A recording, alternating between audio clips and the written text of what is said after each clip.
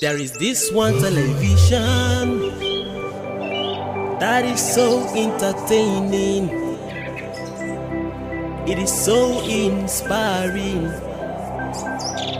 and so educative. Starcross TV, inspiring station. Watch Starcross TV, enlightening station. Watch Starcross TV, empowering station. God's own station, uniting the world.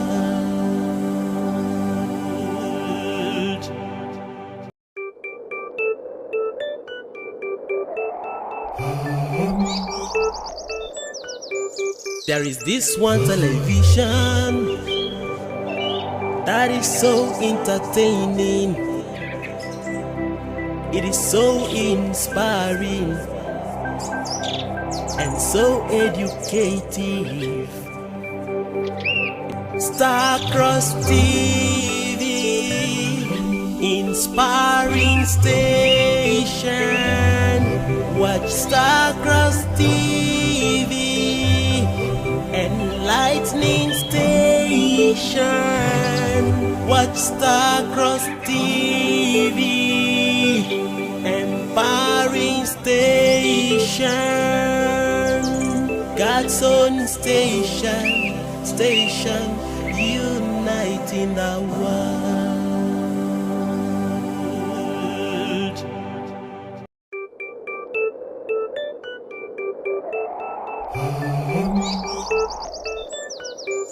There is this one television that is so entertaining. It is so inspiring and so educative. Starcross TV, inspiring station. Watch Starcross TV, enlightening station.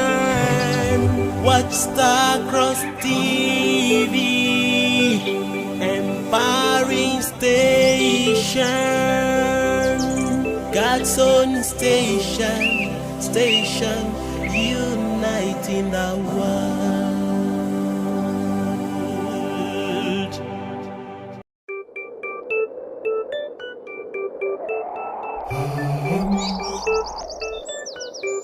There is this. Good morning, good morning, good morning. Yeah, it is a beautiful Tuesday morning right here in the city of Calabar. And of course, you can see today has been very, very cozy. I don't know if you're anywhere around Calabar, you are attest to this. This morning, we practically had to, keep running, find our way to, our offices, and of course, children had to do same going to school. Good morning to you once again from whatever time is a bit evening or afternoon. Yeah, am I saying good morning?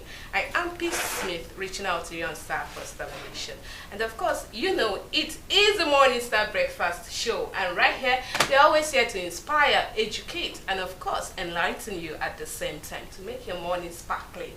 But I want to be doing this alone. I have wonderful, should I say very handsome, permit me to use that word, very handsome, very intelligent, erudite colleagues right here with me in the studio, and I would love to start with the very beautiful one seated far end, Sister Ruth Obu, aka the authentic Ruth. I need to take time in pronouncing that so that I'll not cut my tongue, Good morning to you, Sister Ruth. You're looking dashly, Thank you very much. How are you? I'm good. Good morning, Brother Oko. Good morning, Sister Peace. Good morning to our beloved audience, and good morning to the cinematographers. Good morning to the crew member at large. Yeah, it's a beautiful Tuesday morning, being the 16th of September. 17th, yeah. Thank you. Do you want us to go for it? I'm so sorry. You know why I made that mistake? Okay. Because it's the first time I'm coming on set since the week began. Started. Yeah. So forgive me. Good morning. Thank you so much for joining us. I pray and hope that you have a very positive week. Amen. So how do I even put it? how do I? Okay, I'm going to leave that. I'm going to leave that until when we kickstart. There's something I want to talk about quickly. Okay, all right. Thank you so much. Did you actually run like find your way coming here? Did you run, or I know you are a rich kid. You don't like stress. Run? I mean, under the rain, everyone will just jumping around, seeing how they can hide or find their way to. No, I had my umbrella. No. Okay. Yeah, so I just took my time. All right, you're welcome. All right, so I have someone like I used to say. I call him Father Bernard. I like looking for trouble, He is none other than Brother Oku Akpabio, aka Father Bernard, in the studio. Good morning to you, bro. Oku, how are you doing? I don't know what to say. I don't know how to feel, but I feel very happy this morning. Good morning to you, Sister Peace Smith, and also good morning to you, Sister Ruth. You actually look. Thank you. What did you say she looked before? Dashling. Dashling. Keep looking for other words to add.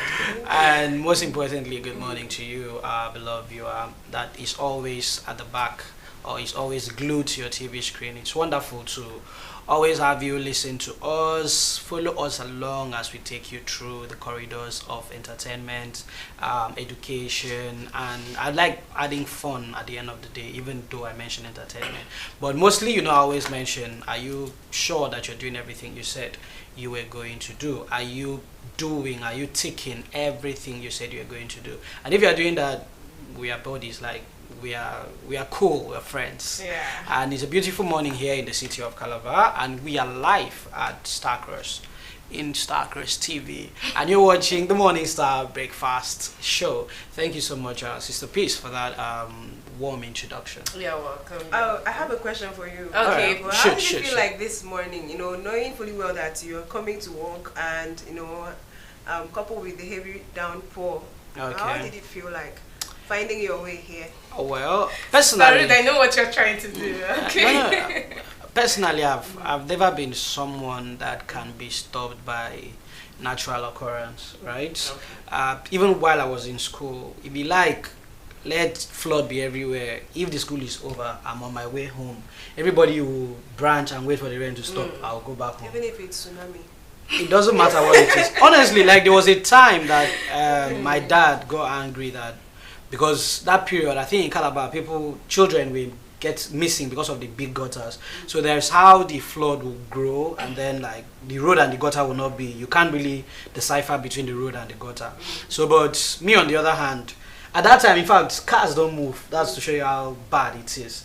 But I will still carry my two younger brothers, and I will tell them, just follow me. I will be walking in the middle of the road. If you walk in the middle of the road, there is no way you can enter the gutter. Just follow me. And the water will be somewhere around our waist. I will still be going. So you'll be protecting them. So personally, I'm this person that I don't believe that rain should stop you from doing anything you have. If you have agreed to do something, I don't think there should be literally anything to stop you. No matter the sun or rain, I don't think there should be anything stopping you. So you're not salt now. Will it kill you? No, apart from that, one of the reasons why while I was growing up, they would like whenever it's raining, find a place to stand. Maybe possibly because of your books, your school bag, so that it won't get you wet, or maybe the gutters. Sometimes when there is an heavy rainfall like that, you see everywhere becomes, you can't differentiate which one is the main road, like the good part, and which one is actually the gutter or the gallop or something. But anyways, that's a nice one. So the good thing with our school was that every kid had like their locker. I don't know if you've gone to those. Okay, where? So everybody like have their, so you can, as a Nigerian student, I don't think there is any secondary school without students. No, not secondary school. It was not just. This one It's not just. We all had. Yeah. So and nowadays, I don't see people carrying their lockers home after. After everything, you carry your lockers home, right? So I don't know what people are doing now in school, because that time as you are starting school, they will make your own customized locker. My mommy will put 000. The guys are growing, So even as secondary or nursery and all of that, everyone is grown. No one wants to like carry their lockers everywhere anymore. and all Sure. of that. Anyways, thank you so much for that. Beautiful. I think that's like a reminder, to some of you who left school and then you don't know the experience. Please come, I'll tell you the experience. All right. So I would like to use this medium to also wish our Muslim brothers and sisters who actually celebrated their Eid al-Maulud as of yesterday, and of course I think the holiday should have shifted to today, I don't know, but I want to say congratulations to you all, and we pray that you keep living in peace and joy, and let's be one, because we are all from one creator. Okay, so now we won't be taking a short break. We will dive quickly to the topic of this episode. Remember, like Broku said, this is a live broadcast on YouTube and of course on Facebook. And of course our phone line is open and is displayed on your screen. Make sure you call us in, because this topic has a whole lot to do with you. Talking about having a whole lot to do with you, this is the week of the buyer. Yes, Brotherhood All Youth Assembly. Yes, so please do well to find yourself wherever you are. Do well to find yourself in Bayelsa. Come 20th of September to 22nd of September 2024. It will be happening live there. Come and see how youth will gyrate. I think it's a beautiful thing. As youth, you learn to worship God while you are young, because when you grow up, a lot of challenges comes in and you cannot actually find time to do all those things again. Today, some of our parents don't even have that time to go for choir practice. They keep saying, it's your turn now, do it and all of that. So our topic for this episode is it ethical to prioritize youth safety over individual freedom? Is it ethical to prioritize youth safety over individual freedom? So I'd like to start with Brother Oko. Let's have a definition of the topic itself before we move deeply. Okay, thank you so much, Sister Peace, for You're welcome.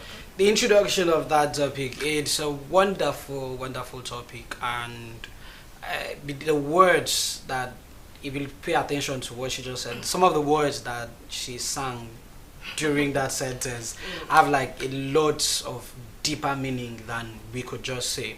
So is it ethical to prioritize youth safety over individual freedom? Now I'll start by ethical. Like, what would we say is ethical? So ethical is just something we believe that is morally right? Anything that is conventionally correct, anything that we all together agree that, okay, this is white, this is black, anything that we agree that is right, or anything that is opposite of wrong, that is ethical, especially in a community. Anything that is generally, I feel, generally accepted yes, as right, as right. is still the same thing. So anything that is morally right. So when something is morally right, it's almost not up for debate. You can, even with your conscience, you will know that this thing is right or wrong. Like when you kill somebody or you hurt somebody, you bring out blood from somebody's skin.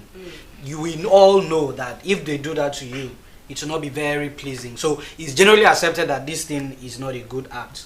If somebody cuts off your neck, it's generally accepted that it's bad. So what can we say between youth safety and individual freedom?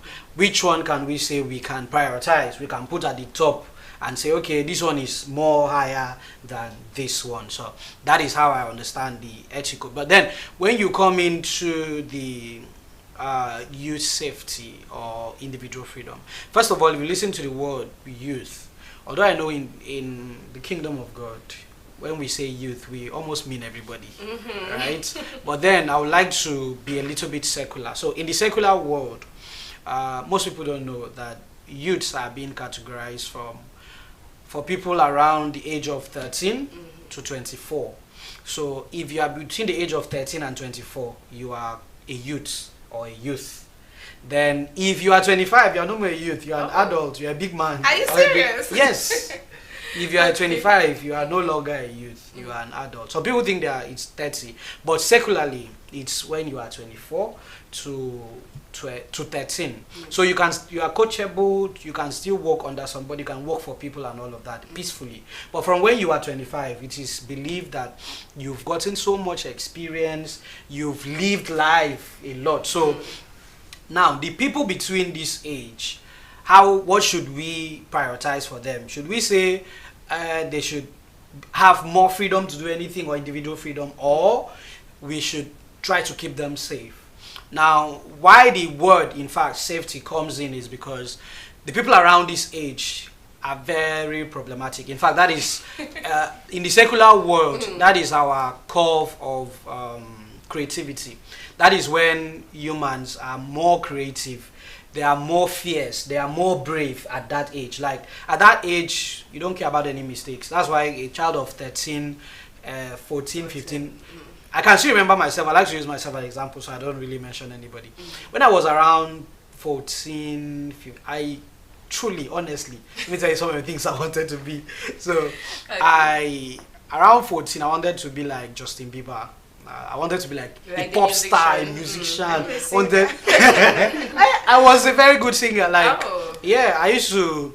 Even when I came to the PO, like, I was singing all the selected voice. Like, every competition we went to, I was the one singing selected. Like, the first time I'm hearing this. Yeah, I used to be a very good singer.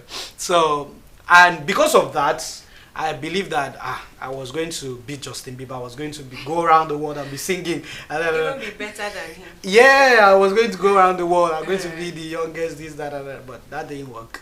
And then I grew up to 16, 17. I was also a very good footballer.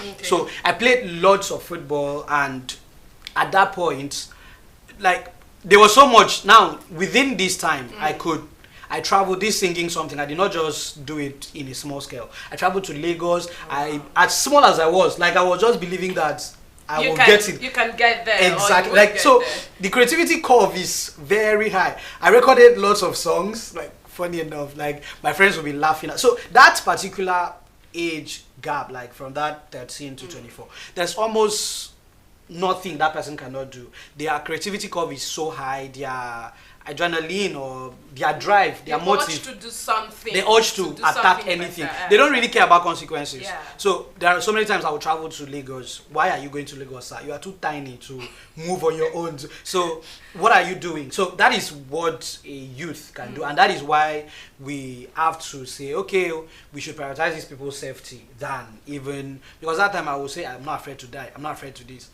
There are so many things. Those people don't really take things into account. I'm not afraid to fight. That time, no matter what you do, I'll be the one to even start the fights. So this age is a very chaotic age, and which is why, okay, I think we're supposed to just do introduction. Sorry for talking too much. I was even engulfed in your explanation. So please, let it go down, then maybe we'll go into all right, thank you so much. That was beautiful, concise, and indeed elaborate. Concise? Yes, it was, wasn't it? Because I feel it was already in that to a point. Yeah, it was, but the fact that you said concise, he had to stop talking because he really likes the topic. And so if you gave him more time, he would just, make justice to everything. Okay, thank you so much. All right, so Sister Ruth, let's look at it, because there are necessary arguments, like he was already going to tilt into that aspect. Let's look at the necessary argument that comes with prioritizing youth safety. Necessary arguments. Yes. Okay. First we'll talk about like liberty. Okay. Yes. A lot of youths out there needs their liberty. I recall. I don't know. We are not supposed to mention names here, so I don't know how I'm going to. You can use me. I'm free to use an imaginary name. An example. An imaginary name, yeah. Is it fiction they call it in literature? Fictional name. Yes, yes. Okay, I'll make use of Bronco on this set. It's fine, I'm here. Okay, talking about liberty, yeah. Okay. Youths, liberty is something the youths, like, how do I put it? They love so much. Yeah, like you said, from the age of 13 through 25. Right, we also have the age of 18 through 29. I was going to argue with you. Okay. Till 29, you're still youth. You're still youth, yeah, because you're still energetic, and so you want to try so many things. Okay. Yeah, so youths they need their liberty at all costs. They want to try new things.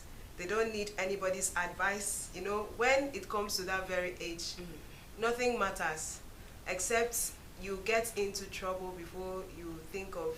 They learn from their mistakes. Yeah, they learn from their mistakes, or before you think of seeking advice. Okay. Yeah, so number one is liberty, and we also have Let's look at privacy. the aspect of vulnerability. You know, when we are talking about youth safety, yes, we feel like, oh, youth that are very, maybe pro, like you said, they would maybe always want to try something. They would always want to see until maybe they got maybe harmed by that thing before now they Get will get into their trouble. consciousness. So as such, when we are talking about youth safety now, they are vulnerable to a lot of things which you might want to protect them from. I don't know if you understand the I angle do. I'm coming from. So let's look at it there. Then let's look at protection from exploitation. All those things comes with youth safety. Why would people want to protect youth or people at that age, like you said, till 29? But then maybe we'll still come back to that. We'll come because back to we'll that. still come back to that. You know? So now, and when we are also talking about youth safety, we are talking about parental responsibilities. So you will be looking at the aspect of vulnerability, you'll be looking at the aspect of protection from exploitation, parental responsibilities. Okay, let me start with that of protection from Okay. exploitation. Yes, like I said before, it is very hard from protecting them from exploring. Like I said, their brain is very open to new things.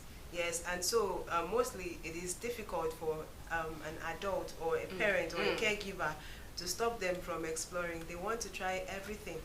Yeah, so that's one of the factors. They want to explore new Yes, things, no, which can be very, very dangerous. Yeah. At the same time, allow them, because like Brother Oku said, he wanted to be like what is his name, Justin Bieber. Justin Bieber. Exactly. I'm sure that brother just woke up and saw somebody he wanted to be like and went for it. Right. Now, other people saw the danger in the industry, such as taking some hard drinks, hard drugs and the rest, which are which will be very, very dangerous to the body. They would have stopped him, right? But right now his name is everywhere. Justin. He sings well as well. So now coming back to the youth, or let's say coming back to Nigeria, I feel like while you are trying to stop them from not becoming menace to the society, you also allow them to explore. Let them make exploits. Allow them, right? While allowing them, just be their guardian. While they are there doing their thing, you can just be like, okay, let me allow or see where this child is going, or let's say child, yes, where this child is going. Are you going the right way? Should I give advice? Yeah, it is okay for you to give advice. And then coming back to being vulnerable, I don't think the youths of, let's say, Nigeria. Nowadays, Exactly. Everyone is developing thick skin. Exactly, because you have to, the way things are going, you just have to wake up and have the thick skin. It's not the time pass where you have to wait for things, everything to be, exactly. If you are in Africa, Nigeria to be precise, you don't get thick skin already. No need to be feeling vulnerable. Yes, but to some extent they do feel vulnerable. Yes, and that is traceable to goodness. I don't want to mention names. Okay. Since this is a religious Yes, TV, please, yes, just I don't keep it know. away. I don't want to mention names, but yes, that's another factor. Yeah, they feel vulnerable because of how things are going. They feel they cannot do a particular thing, or when they are being ripped of their rights. Yes, they feel their wings has been broken, so they feel that one will set in. But for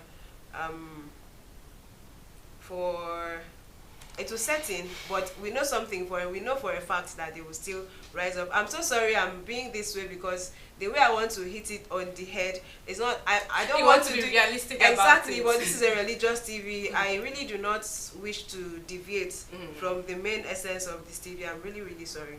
All right, thank you so much. But that was wonderful and beautiful. At least you have been able to touch the aspect of risk management. You have been able to look at how youth can, in the bid to say, oh, let's protect them away from getting harmed, or getting into this thing so as not to, find themselves in this scenario or situation. Then a lot of people, they'll still leave them and all of that. Yeah, can I add to Please that? do. It is okay for people to take risk. Life itself is a risk. The way we wake up, do things is a risk itself. So if you have young minds, develop their mindsets. You understand? You will not be with them forever. That's another thing you would know. Definitely. While they are in school, you are not there. You don't know the decision they've taken with their friends. That they will wake up maybe they have discussed in school, I want to start, I want to be an engineer, and they want to start with your fan or your AC in the house. You understand? Allow the young minds. Okay, while you are explain. guarding, Okay. just be their guardians. Okay. You know, talk to them nicely. If you want to do this, this is how you have to start, or this is where you want to. You need to have, how do they call them? You need to have somebody you look up to. You want to be like, right?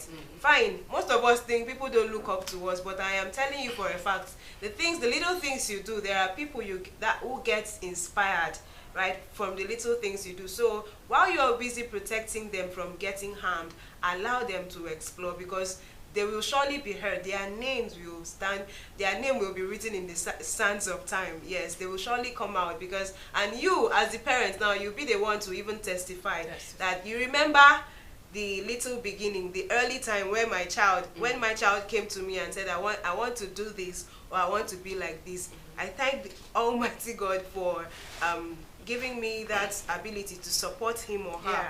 Yeah. So yes, protect them from danger, but allow them to explore. Little beginnings it's not funny. It's not usually beautiful. Yes, you will fall and you will get up again. That is where your ability lies. In fact, that is how I will define a great person. You have to fall. You fall many times and you rise up. And as a wise parent, while that child is busy facing the dark hours or dark times, you will be there to encourage that child, because even you have experienced, before you got to the stage you are right now, I am sure you also experienced, and there was somebody there to encourage you to continue. I know this is also Oku. If I even want to talk about what to do today, I am sure you also had dark beginnings, like, you know, the hours where you had to, you know, think about forgetting about everything. Should I even forget about it? I am not getting it right. But bro, you have to rise up. Keep doing whatever it is you're doing. You are actually encouraging others, and I'm sure our country will be a better place tomorrow. All right, thank you so much, Sister Ruth. I don't like that. I don't like that. Okay, I think it's time to bring Ibra Oku to this conversation, because remember, like we said, the topic is it ethical to prioritize youth safety over individual freedom. And Sister Ruth has been able to outline that while you're also protecting them, give them the freedom to explore, the freedom to at least try new things. So it has to be better, right? Okay, all right. So now, from your own end, so would you still go with her, or you would say youth safety is preferable, should be prioritized over individual freedom? Okay. You know, this particular topic is really, really dicey. And another reason why it's almost clear what Sister Ruth is saying is that there are examples that you can touch. So recently, as she was speaking, I just remembered recently someone advised me, someone very elderly, around I think late 40s or so. I don't really know his age, but I know he's like really elderly. So, but he's still elderly young, kind of, but he's elderly. He could be like my dad, if he was early. So, now, what did he say? He told me that he's happy with what we are doing. Like, he's happy because I was trying to like pitch him on our company and all of that. So he was like, that I don't know what we are trying to do. That why he's interested or why he's happy is because their generation, now this person is well to do, like this person can fly to America and come back, right? So he's very well to do. He said why he's happy with us, why he thinks our generation will do a lot better than them, or why he thinks that they failed, their generation fell, is because everything they had was chosen for them. Like, you had to be a doctor, you had to be a lawyer, you had to work in the bank, you had to, so like and through inheritance, right? Or you want like what I mean by inheritance, because I am a doctor, I want you as my first son to be a doctor, right? Yeah, so I impose it on you. Yes, you know, like some family were even flexible. It's not even a must that he must be a doctor. Some will say, look at a lot of there are 5 options here, choose one. So if you are not, Okay. if you are not very, because there are some people that naturally don't like blood. So if you are not happy with being a doctor, Someone like Yeah. me, I can't even. if you are not happy with being a doctor, young man, you're going to be a lawyer. But if you are not, you are going to be a pilot. If you are not happy with flying, you are going to be An a banker engineer or a an engineer. Yeah. And this engineer, they will choose all the field for you. You cannot be a mechanical engineer. You have to be a aeronautics, petrochemical engineer. So like they choose literally everything. So they were successful. But according to him, he said that they ended up raising good workers than entrepreneurs and change makers. So at the end of the day, that is one of the things that have failed the country. It's one of the things that have failed Nigeria, right? That at this point, some of the things Nigeria is suffering is not just the fact that people are stealing money, but the fact that individuals are not developing, improving, creating things. If you go to America, you cannot count how many companies are running in America. So because of that, you can't even say that there is no job, because everybody is trying to employ the other person, right? So everybody is trying to start their own business, trying to create solutions. So, but according to him, that in their time, they were not encouraged to solve problems. So everything was literally choosing for them. Everything was really. So looking at that story, which is correlating with what we are discussing, the issue of youth safety or freedom. Now, safety should be a priority at all times, because if you are not alive, you cannot even chase the dream or choose the choice or have that choice you say you want to have. Yeah, if you are not alive, you can't have that choice. But then, life on its own is still a risk. Like waking up every day is a risk. Coming out on the road, like there are a 3 to 1% chance that a car can fail its brake and just run you over, right? That a driver can be drunk and just run you over. So like there are so many chances that something very bad can happen, but still you come out, you don't mind, because you have to get whatever you have to get. So at a common ground, I would say both of them are like highly intertwined, and I don't think we should at any point prioritize anyone over the other. Okay.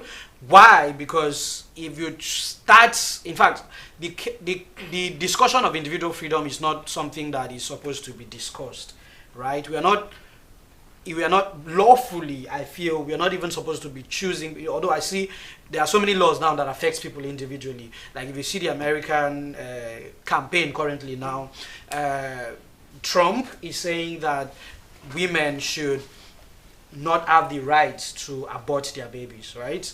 Then the other Kamala is saying that that women should have the right to abort their babies if they don't want to have that baby. And now when you come to look at this, you see this is a clear case of individual freedom, right? But then it still has a little thing to do with safety. Yeah. Although this one is safety of somebody we don't know if it has existed or will ever exist. So it becomes very dicey to really decipher what is right or what is wrong. But personally, I think if we can always marry the two, because everybody should have their voice, everybody should have their own decision. I mean, not really, there are so many people that don't really like songs. So because songs is so nice and so sweet and so good to the body, I should not force it on them if they don't want it, right? So I think we should always keep it at prayer. Yeah, that is my take on that. Yeah. All right, thank you so much. Sister Rudis, you have something to add? Yes. Then before, sorry, I remember Sister Ruth mentioning that youth. That youth I starts. know you were coming to that. I know you were coming to that. Okay, please. The youth starts from You almost 18. missed that I almost missed that. Okay. From 18 to 29. Well, that's why I always, first of all, I wanted to like break in and say, where did you get that fact from? Like, where did you get it from? But then I said, okay, you have to like be sure first. So I went back, I did a little Google search as she was talking. Okay. I was like, this girl. So after I did the search, I secularly, like globally, it is true that youthfulness is from 13 to 24. But now, individual freedom is what we are talking about, right? Okay. So there are so many people that have come out to say that they are still a youth until they are 40. There are so many people that have come out to say that they are still a youth until they are 50. Some have said long as that they're strong, as long as they are they strong, can carry a whole big exactly, load. exactly.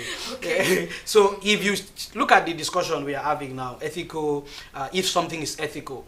Now, if you are not supposed to have that discussion for an adult, right? An adult is supposed to be able to sit down and discuss within themselves and choose what is right or what they want. So, but if you have to discuss, somebody from 18 is an autonomy person, somebody that can go off on his own and will always survive because they are strong, of course. But then it's not because you are still strong or no longer strong that makes you not to be a youth. It's because you've grown to an adult age. You've grown to a point where you can be trusted that you will make a good decision. Like when they say you're an adult, well, generally, everybody is still subject to their individual Perspectives. Perspective or idea. Okay. So there are so many people I know up to now that would be like, if I'm not 30, I'm still young, I can do whatever I like. But then, please, if you sometimes just try to compare, some comparison is not like the very best, but sometimes try to compare what is happening in the world and then you can at least make an informed decision. So it could be, I don't know if that's why I wanted to ask if it's personal or it's like a general view. So that's why I say, where did you get that fact from? Maybe we'll have It's not something to personal, say. yes. Okay. Yes, that was according to the new youth policy 2019. Yes, it starts from 18 through 29. Yes, and you can also attest to that fact. Yeah, going to the Western world from 18, you are at liberty. This is the personal freedom you were talking about. You are at liberty to do whatever it is you like. I think yes, that from that 18 under- you see it as an adult age, not even youth. I think we You're are like talking about. really mistaken. But we know we are not trying to discuss about adulthood, but when we say a youth, it doesn't mean that you are a child or you are an adult, right? It means you are at a certain age. It doesn't really mean. I'm still talking about youth. Okay. Yes. Okay. I did not come up with this on my Okay, own. Yeah. okay. He said I'm being mistaken. No. Okay. And I said according to the new youth rule 2019. 19. Yeah. After here you can go make your research. Yes, I did the research.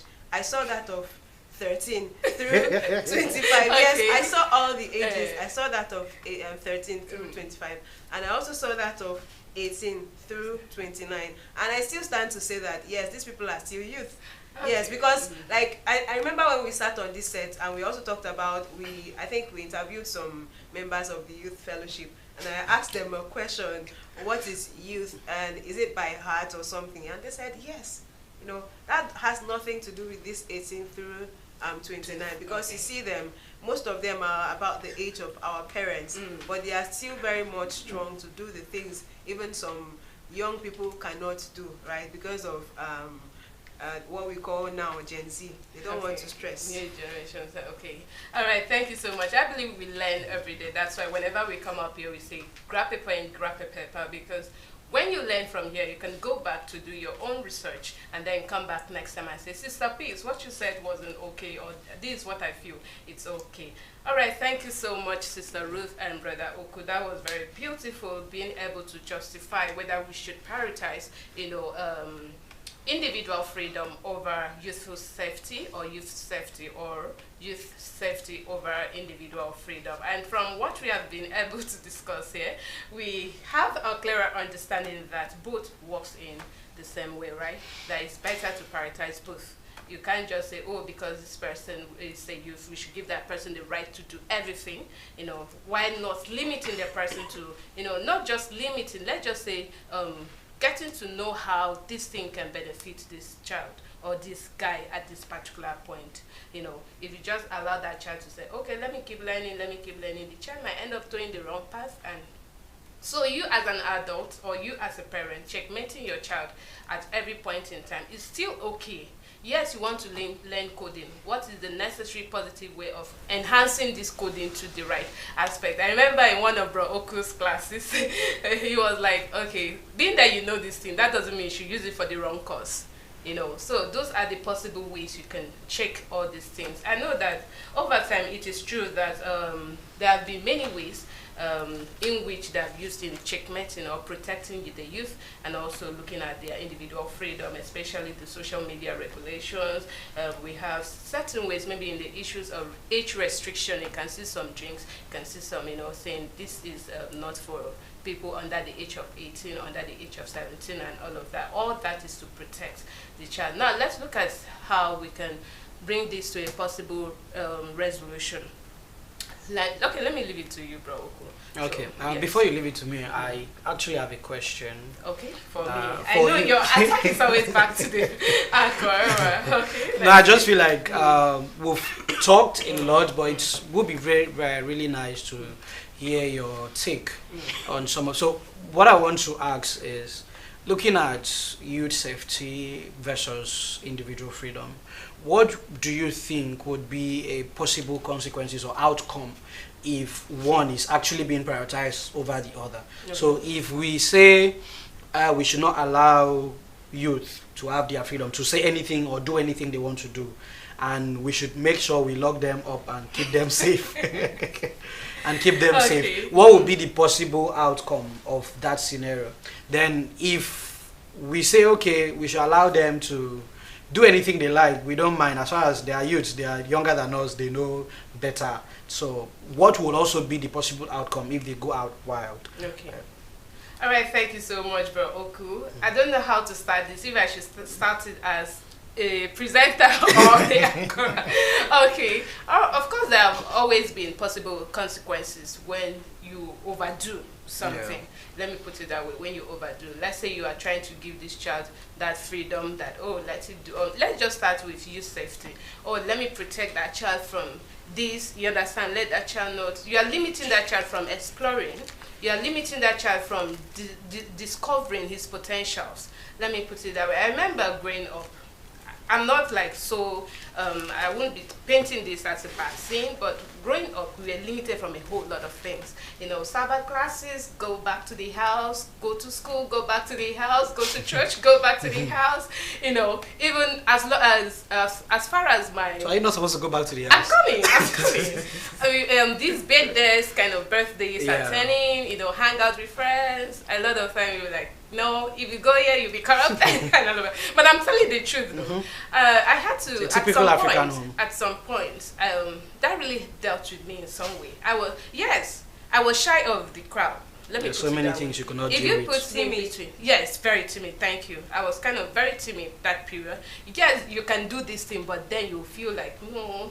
You understand? You become so neglected from the crowd, not because you cannot actually do this thing, but because you are feeling like you might not be able to deliver. It has weighed down your self-esteem completely. So I remember growing up, I was like, when I have my child, I will allow my child to let him or her try to get here, and then let him or her get to see the challenges and then rejoin. My mom was like, it's not about allowing that child to go and get to that point you feel it's okay. No. And when she was talking, I came back to my senses. I was like, what if this child end up? You understand that? No, I'll treat my child the way I was brought up. Why am I saying this? The fact is, it's always good to, while we are trying to protect the child, you understand?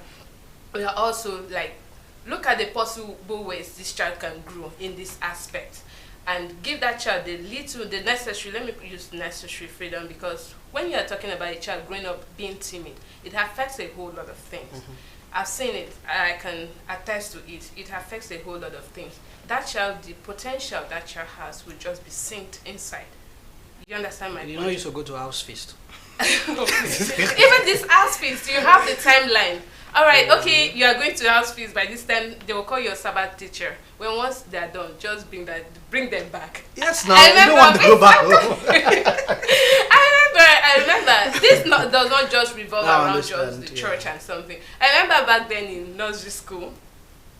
Okay, there's something actually happened. We were playing, and I know I'm not supposed to always play like that in school. So that period, I don't know what happened. I was playing, and then one of the children there, I had to hit my head with a stone. Blood was gushing out. And guess what? I couldn't tell my mom that I sustained injury on my head or something. While, oh, mommy, I was playing. Were you supposed to play after school? You were supposed to head back to the house and you stayed back to play.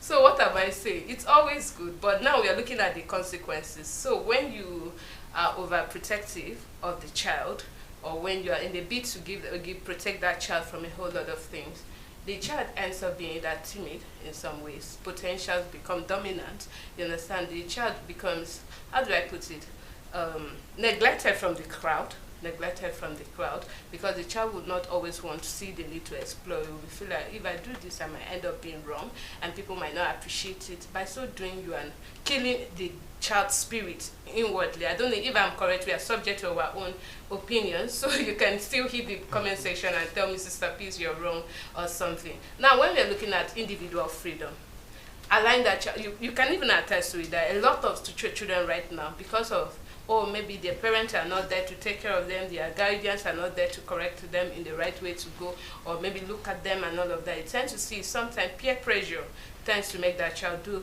things he or she is not supposed to do, in a bid to, keep trying this. Okay, like you said, you wanted to be this musician. Let's just say you had all the freedom, you kept exploring, you went out there. Someone will be like, if you don't do this, there's no how we'll send you to the crowd. You understand? By so doing, you have to join, because you want to be like them. You have to start doing what they're doing. So those are where freedom, excess freedom comes in. We are talking about freedom, but I think the consequences here is on excess freedom, not protecting that child from, the necessary things he or she has to be protected from. You're giving that child excess freedom to explore, excess freedom to do this, excess freedom. No, let him go.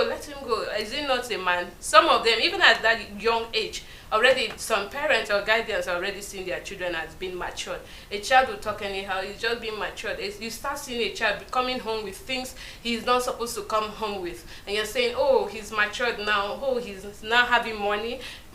You are not even checkmating to know, where is this money coming from? Where is this source coming from? You understand? All those things, you're feeling like, oh, that child is now grown. They tag you adult when you are still a youth. Do you understand my point? So I feel all these things are the necessary consequences that comes with it. But if we see how we can now balance this both, while in a bid to give that child that freedom that child needs, let's also see how we can protect this child from those things that may be harmful to not just their emotions psychologically, because once they start inheriting those bad influences from the society, they take it back to the house. You as a parent, you see that you start struggling with adulthood with your child, because you are saying that child is countering you and giving you this big man or big woman morale. No, let's look at it in the right sense. How are you now being able, what would posterity hold you for? Because you're feeling like, oh, I wanted my child to explore. And even looking at it, sometimes when I see that, I'll be like, I'm grateful to the Father for a whole lot of things, because it protected me from a whole lot of things.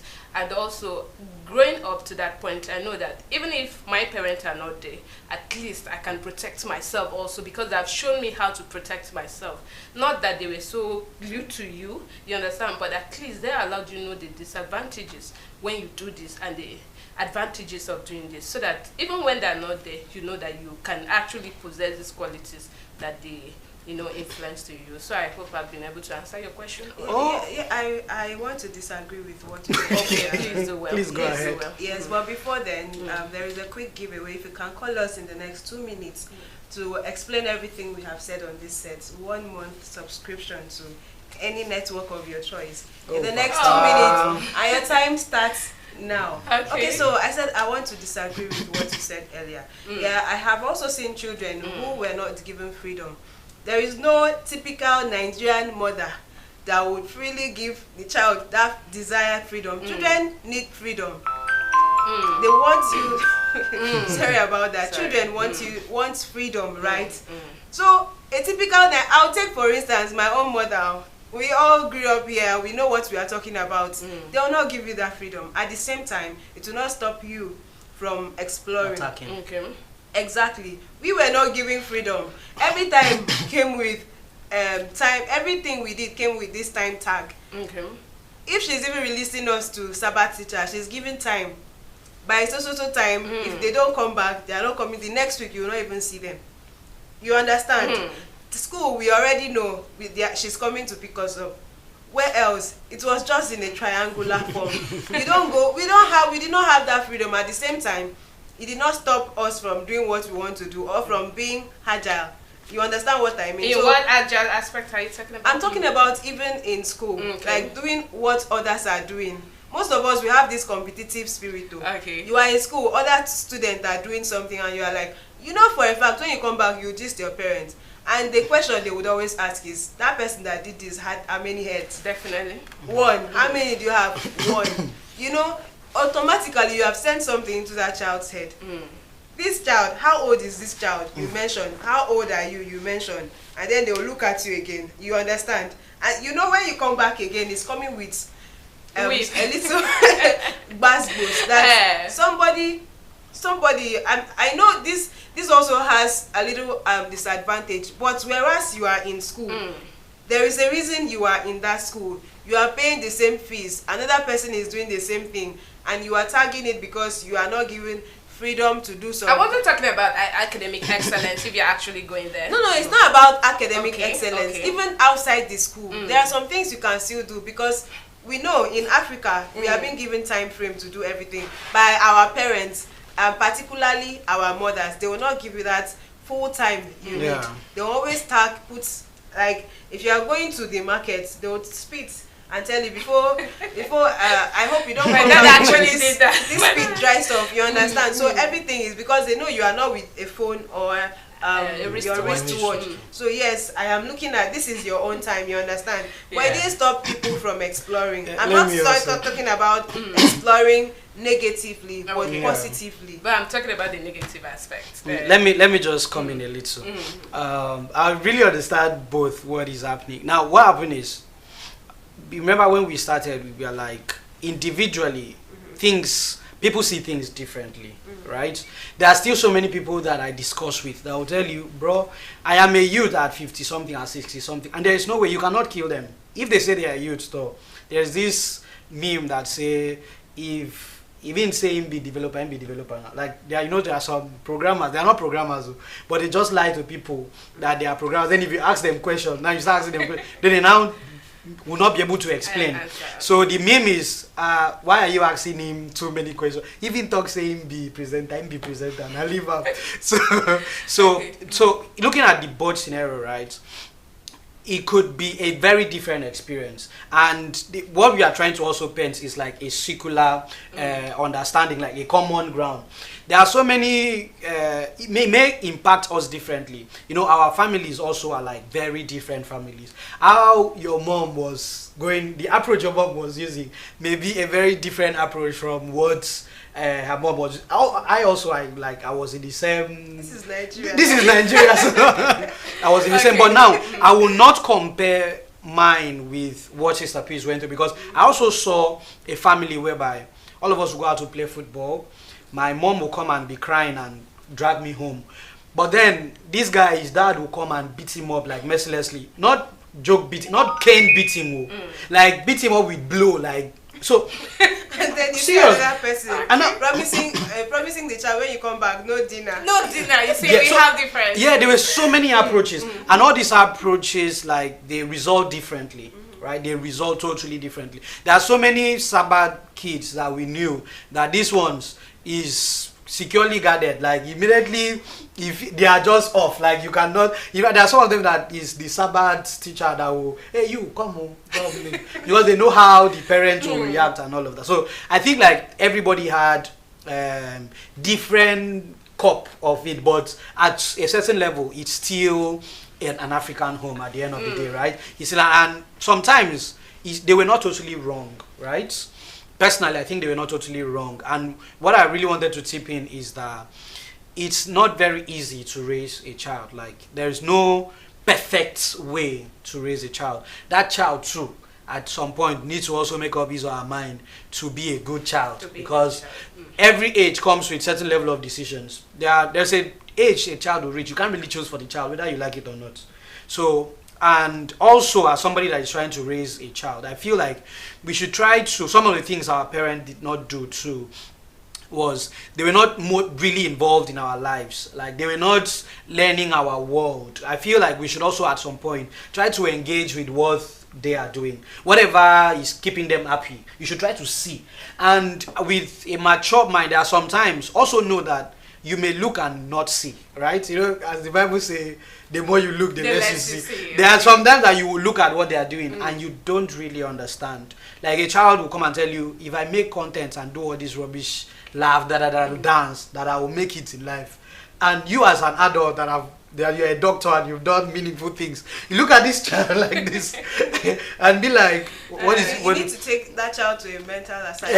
Exactly. So what is this word saying? But she truly has a point. If you go deep and look well into what she's saying, there are so many people making your salary daily or hourly just doing rubbish things on live TV, just saying or dancing whatever way they like. So she has so I think our parents too should also try, or we as parents, because we are growing up to be parents, right?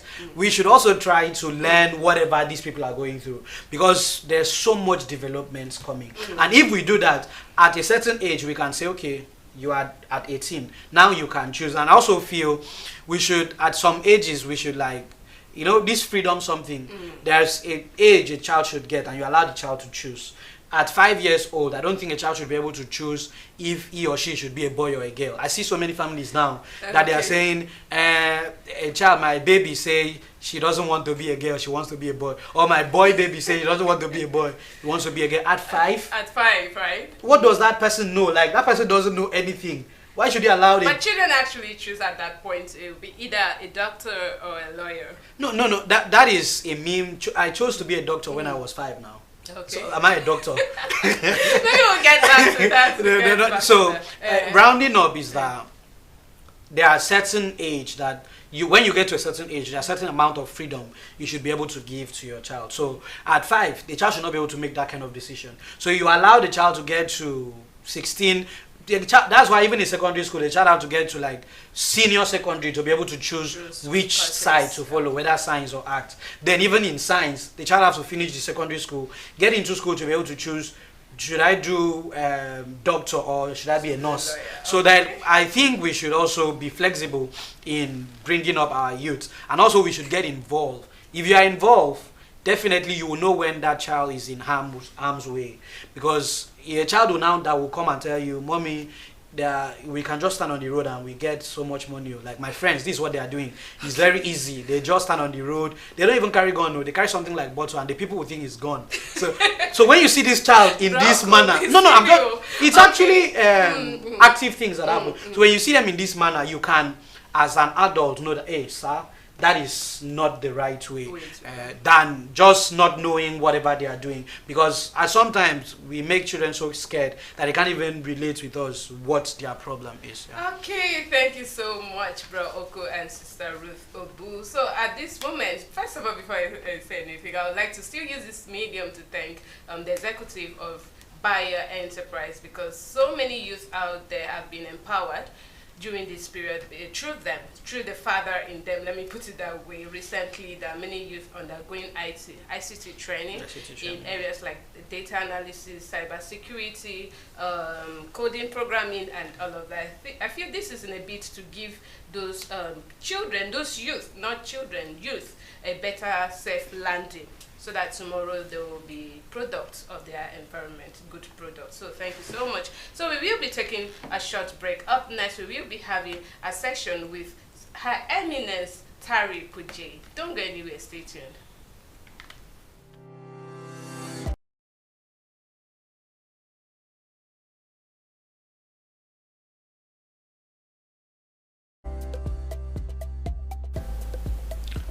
When you wake up in the morning, you need some inspiration and motivation from someone who cares to brighten your day. Morning Star Breakfast Show, which comes up in the morning hours of Monday, Tuesday, Wednesdays, and Fridays, is meant to set the tone perfectly for the commencement of a new day. Hello, my name is David Eric. Here on Starcross Television, we rise like the sunset, ready to capture your attention and soften your emotions like the morning dew. This is why we come to your TV set every every Monday, Tuesday, Wednesdays, and Friday, 8 a.m. to 10 a.m. Central African Time, to inspire you, educate you, enlighten you, and more so, entertain you. Keep watching Starcross TV, keep supporting Starcross TV. Starcross TV, truly the best. Watch Morning Star Breakfast Show for your daily motivation. Watch your most entertaining breakfast show. Don't, I repeat, don't miss Morning Star on Starcross Television. Hello there, I am Peace Smith. Be a star with Morning Star. Start your day with God on Morning Star Breakfast Show. Watch Morning Star Breakfast Show.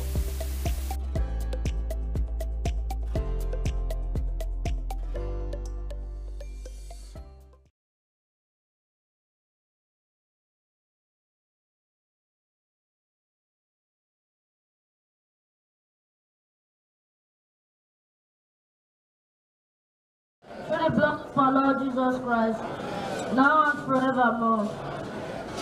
BCS youth! BCS youth! BCS youth!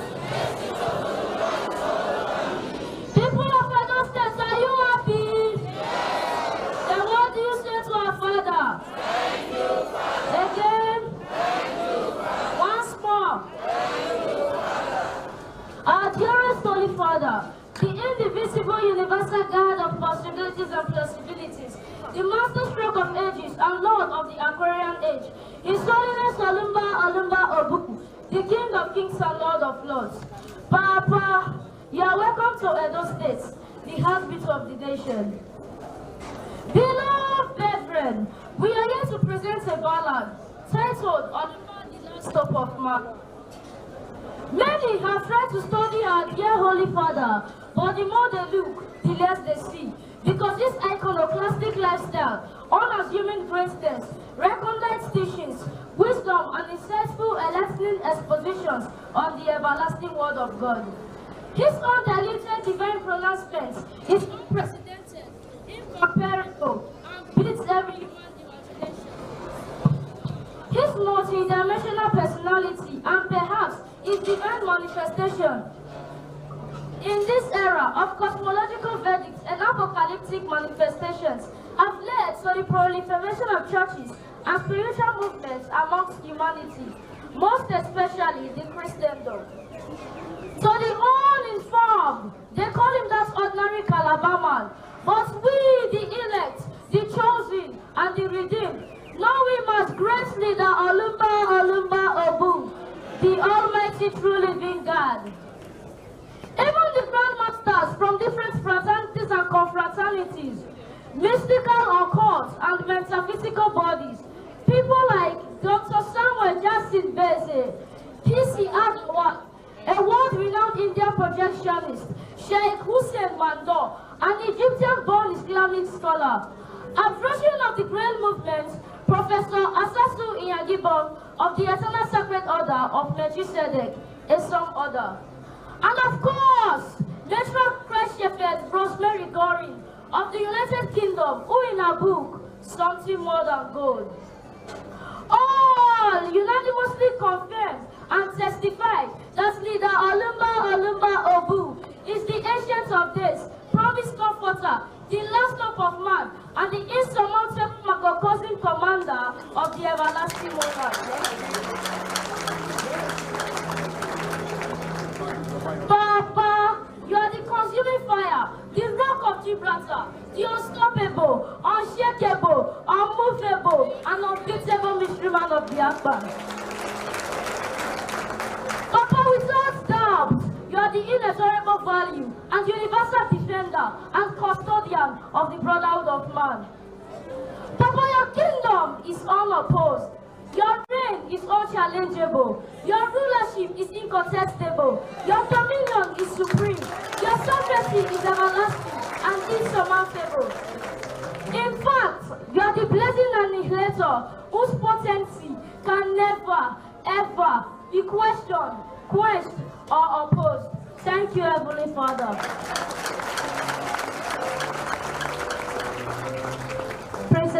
Father. Please continue from where I stopped. Oh, glorious, compassionate, and righteous Father, the only merciful God, the unprecedented and transcendental King of the theocratic government. Papa, you are the supreme cosmic intelligence, the divine teacher of man, the solid foundation, the bedrock of eternal justice, the living legend, self-realized personality, possessing superlative wisdom and matchless credentials to lead all humanity and spirit into the citadel of eternal redemption. Papa, you are the champion spirit, the manifestation of grace, the coronator of the chosen, the mystery of all mysteries, the passport of the Edenic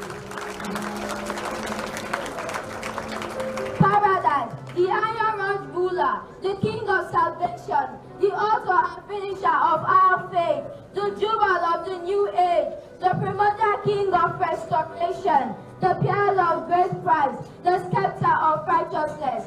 Oh, wonderful Father, you are the superlative being, the epitome of righteousness, the great chamber of humility, the Alpha and the Omega, the beginning and the end, the landlord of the holy sanctuary, the rose of Sharon, the chariot of Elijah, the smith of heavens, the indomitable fire of Meribah, whose head is taller than the heavens, his feet longer than the earth, and his body larger and mightier than the whole universe. Papa, you are the logos of infinity, the third consummate arm of the Holy Trinity, the Father, Son, and Holy Spirit. You are the way, the truth, and the life, the champion of champions, the winner of winners, the composer of eternity, the ageless God, the rock of offense, the adjudicator of the oppressed, the light of our souls, the risen Christ in glory, the maker unmade, the panacea of peace, the healer, the deliverer, the provider, the potter, the chief cornerstone, the ocean divider,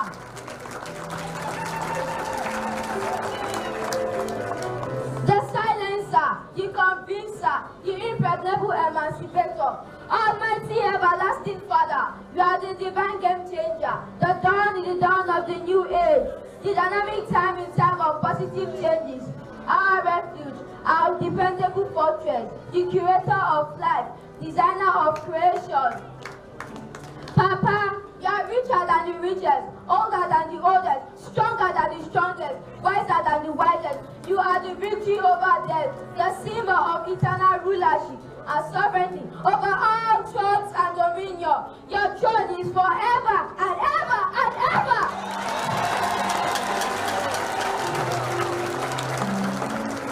And you alone have the absolute ability to create, destroy, and to save. Papa, you are too much. You are wonderful. You are excellent. You are marvelous. You are awesome. You are the superfidelistic, all-knowing God, the tough and do God, the best amongst best, number one amongst equals, the Amayanapo of the whole universe. Everybody, Odogunaya, Papa, you are the uninterrupted, super pragmatic ability, the Unkulukulu Wezulukaba,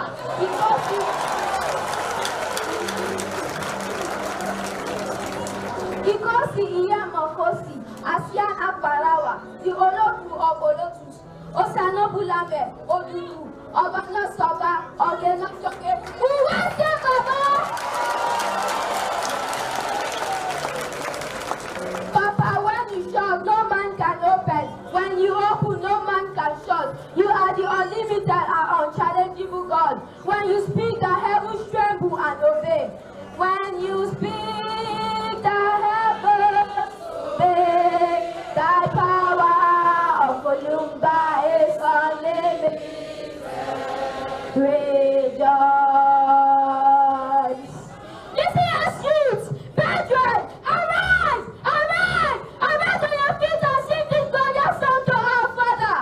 When He speaks, the heavens obey.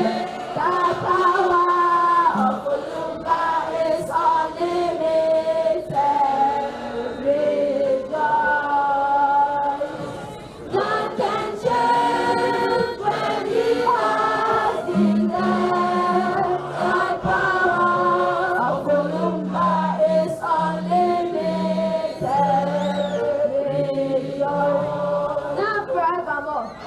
Father.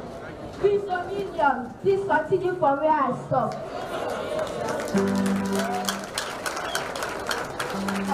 Papa, we love thee, we adore thee, we magnify thee, we glorify thee, we exalt thee. Hallowed be thy name, O immortal, righteous, perfect, and most handsome God of all ages. The Raja Segalada, Mahima Keyada, the one who sits on the pinnacles of power and the tabernacle of authority, the only antidote, solution, and the answer to every problem. Papa, you are the special image of God's fathomable faithfulness, the greatest and mightiest of all greatness, the resounding echoes of the last trumpet. Papa, for the transformation of the mortal to immortality, destructible to indestructibility, and corruptible to incorruptible. Today we are celebrating you. We are celebrating your incomparable love, unending kindness, divine favor, overflowing and overwhelming blessings. Papa, the children in Edo State and in the diasporas have suffered for too long. We have cried for too long, and we have no more tears left to shed.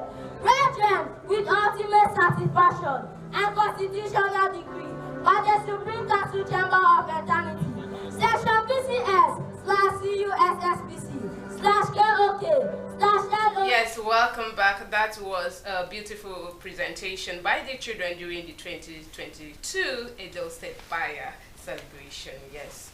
All right, welcome back. So we told you that we have lots of segments for you, and of course, right now we have two resource persons waiting for us to talk to you, to give you, a beautiful package this morning. But let's start with Sister Esther Ubu, who will be taking us on building self-confidence, yes, motivation and empowerment. Good morning to you, Sister Esther Ubu. Yeah, good morning. Good morning, everyone. Hey, good morning, Sister Esther. Yeah, it's a beautiful day. Yeah, you're looking beautiful, I must confess, Thank you. Okay. Thank you. All right, so let's hear what you have for us this morning. All right, my beautiful viewers. Today we are going to talk about building confidence. Confidence is something that is very important in our life if we must grow, all right? So before we begin to talk about confidence, I want to share with you something I have had for years that actually helped me in building confidence. While I was in the uni, that's when we understudied this particular character named Maya Angelou. You could Google her and you would see so many of her works during the slave trade era, all right? So the title of this poem is Phenomenal Woman by Maya Angelou. Phenomenal Woman is a celebrated poem by Maya Angelou. It was first published in 1978. It's a powerful expression of self-empowerment, female identity, and resilience. Now, to the poem. I am a woman phenomenally. Phenomenal woman, that's me. I walk into a room just as cool as you please. And to a man, I say, what's left of your elegance? Did you think the earth will shrink from my feet? Bring me men to match my steps, climbing mountains, leveling the valleys, bring the giant. You may write me down in history with your bitter, twisted lies. You may throw me in the very depths, but still, like dust, I'll rise. Does my sassiness upset you? Why are you beset with gloom? 'Cause I walk like I've got oil wells pumping in my living room. You may shoot me with your words. You may cut me with your eyes. You may kill me with your hatefulness, but still, like air, I'll rise. Does my haughtiness offend you? Don't you take it awful hard? 'Cause I laugh like I've got gold mines digging in my backyard. You may write me down in history with your bitter, twisted lies. You may throw me in the very depths, but still, like dust, I'll rise. I'm a phenomenal woman, that's me. Now, the themes for this poem is self-empowerment, female identity, resilience, confidence, and defiance to oppression. So now, let's get right to confidence. All right? So confidence is a spark that ignites the flame of potential within us. It's a foundation upon which we build our lives, our relationships, and our achievements. Now, for you to build this confidence, you need to encourage yourself on positive self-talk, which is a tool in shaping your confidence. Keep whispering yourself that you have the power to uplift anything in your life, all right? Don't negative self-talk yourself, okay? Because if you do that, you will destroy your life. You must learn silence inner critic that is giving you any negative thought. Now, the opinion of others or the societal expectations and past experiences contribute to this inadequacy you feel. But you see, by we set boundaries and prioritize your needs, then you begin to reframe these negative experiences, all right? You are going to reclaim your power. Confidence, you should know, is not arrogance. It is not. It's humility, okay? It's recognizing your worth, your value, or your unique contribution to the world. As you build confidence, you unlock your potential and then you inspire others to do same. Confidence comes, now this is a quote, confidence comes from not always being right, but from not fearing to be wrong. This is by Peter McLinter, all right? So he said that for you to have this confidence, it means that you are not afraid to be wrong. It means that you are not always looking for a way to be right at all times. There are some people with this attribute, always wanting to be right. That's not confidence, okay? So humility is the foundation of all virtues. Hence, in the soul in which this virtue does not exist, there cannot be any other virtue except in mere appearance. Please understand this. I will take it again. Humility is a foundation of all other virtues. Hence, in the soul in which virtue does not exist, there cannot be any other virtue except appearance being an illusion. Just okay. This is by Saint Augustine. All right, that is the quote I have today in helping you to build your confidence. Now let's look at confidence versus humility. Remember, I told you that confidence is humility. They go hand in hand together. Now let's look at, okay. Now confidence is faith in your ability, the faith in your own ability, the faith in your judgment or your worth is your confidence. Okay, so humility is the most and the willingness to learn and recognize your limitations. All right, that is not the friends, similarities. Confidence, humility work hand in hand together. You must always have this humility in you in order for you to exude your confidence. So confidence without humility can lead to arrogance. Humility without confidence can lead to self-doubt. Have you seen that? For you to balance, it is confidence, humility, or humble confidence. Okay, I take it in. Confidence without humility can be arrogant. For those, you see, when you see people, arrogant people, you think they're not confident, arrogant, because they're not willing to listen to others. They're not willing to allow themselves to be teachable. Okay, so humility without confidence can lead to self-doubt. And also, humility is not low self-esteem or lack of confidence. Or humility is not weakness. Humility is not lack of ambition. Humility is not ignoring strength and accomplishment. Please, if you have low self-esteem, that's not being humble. I used to say it. It's not being humble when you allow people to tread on you, when you allow people to walk over you every time over and over, when you allow people to toss you by, to throw you in the dirt. That's not humility.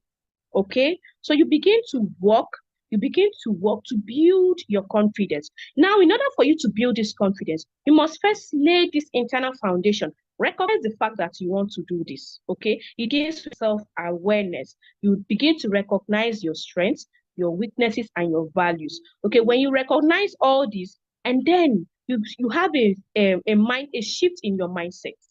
You reframe your negative self-talk and your self-doubt. You replace it with empowering affirmations, and you begin to focus on your progress and begin to celebrate your small wins, begin to acknowledge your growth. This is how you build your confidence. And then embrace challenges as opportunities for good. I always say this. Any challenge you see, please embrace it. Don't run away from it. It's an opportunity for your growth. It's an opportunity for your development. Okay? Now, action-oriented steps are essential to building confidence. Always take small actions all the time. Take actions all the time so that for every actions you take, please celebrate your small wins. Always celebrate yourself. Tell yourself that yes, I've done well. You see when lizard falls from the wall and then knows his head that I don't fall. Please, nobody will celebrate you more than you can celebrate yourself. Don't wait for anybody's celebration. Okay, so I'm going to end it here. Let it not be too long. I'm going to end it here. We'll come until we come your way again next week, same time. Thank you very much. Bye-bye. All right, I feel I don't have to tell you goodbye for now. That was amazing, really. I really learned a whole lot today. Thank you so much, Sister Esther Ubu. I've been able to learn that self-awareness, for you to build your confidence, it starts with self-awareness, embracing every challenges as an opportunity to grow. You must always take actions for what you do. Now, let's come back to confidence. I don't know, let me start with my colleagues here. Bro, would you have a question? No, I don't. Sister Ruth. That was very, very explanatory, so I have learned a lot as well. Okay. The key point there is confidence. Not confidence per se. Mara Angelo. No, being timid or something. Okay. I think she said that's not you being humble when arrogant. No. I didn't jot that down. Okay, she said confidence is not being arrogant but humility. I don't know. No. It was about being, I think, timid and being humble. And she said that's not you being humble. You understand? Because you allow people, trade on you. Yes. Thank you so very much, Sister Esther. I've also learned another thing, facing challenges, sometimes when it hits you very hard, you want to run away from it. But now I have learned that it makes room, it gives room for growth. That is when embraced. If embraced, it gives room for growth. If it doesn't scare you, you also said it is not That's worth your it. word. You like to do that. Exactly. And she has said it before, I think last week or something, that yes. if it doesn't scare you, then it is not worth it. Yeah. Thank you so very much, Sister Esther Ugu. All right. Thank you so much, Sister Ruth. Okay. So from the words of Sister Esther, humility without confidence can lead to self-doubt. Yes, I'm really taking that home. Thank you so much. I wish I can ask you a question right here, but maybe we'll have to do that come next week, Tuesday, same time. Thank you so much, Sister Esther. That was a beautiful moment with you. Okay, so up next is with our eminence, Tari Puje. Good morning to you, Sister Tari. How are you doing?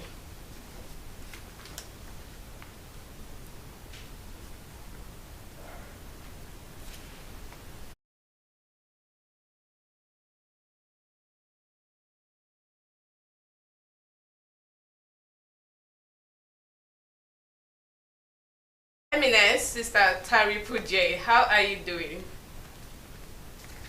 I am fine. Good morning to you. Good morning, Good morning, a beautiful morning to you. Morning, how was your...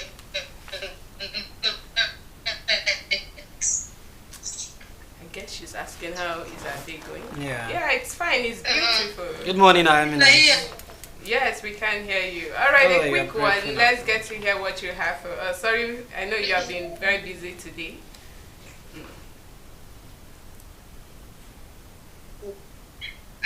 And then what we do, as you all know, today is first day of school.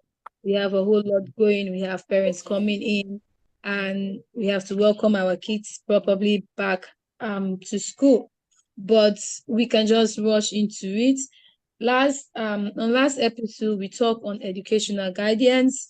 Today we are going to talk briefly on vocational guidance, because we state that there are forms of guidance. We have the educational guidance, we have the vocational guidance, we have the social guidance. So today we are going to talk briefly on the importance of the vocational guidance.